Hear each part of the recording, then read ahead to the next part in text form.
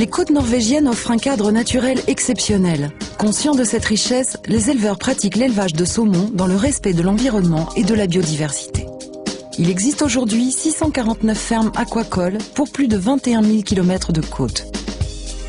Le directeur régional du secteur de la pêche, Otto Gregussen, veille au bon fonctionnement de ces productions.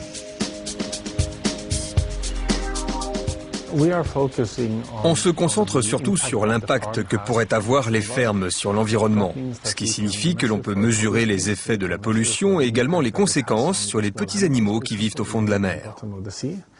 On prête aussi une grande attention aux performances techniques des fermes aquacoles pour être sûr qu'elles ne se cassent pas et qu'ainsi aucun poisson ne s'échappe en mer. Parmi les enjeux environnementaux, le contrôle de la fuite des poissons d'élevage est une priorité. Tout est donc mis en œuvre pour sécuriser les enclos au maximum. Nous nous rendons à l'Institut norvégien de recherche et de technologie marine. Karl Andreas, son président et ses équipes travaillent sur la solidité des installations aquacoles.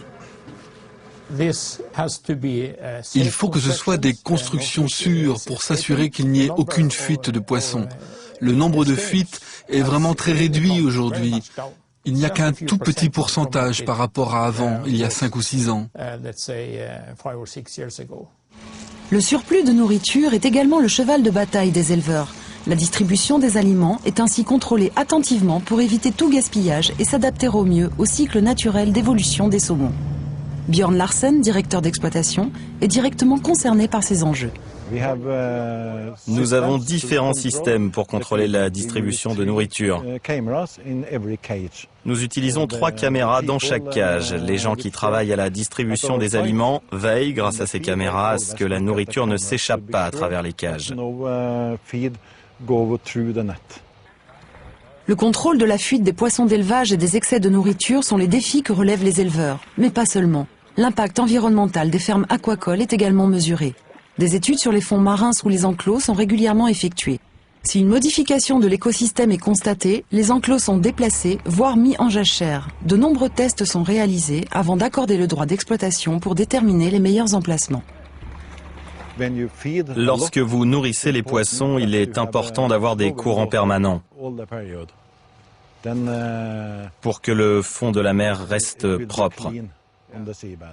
Les autorités veillent, en collaboration avec les éleveurs, à respecter l'environnement. Ils se mobilisent pour une aquaculture durable de qualité, dans un souci de préservation des espèces et de la nature.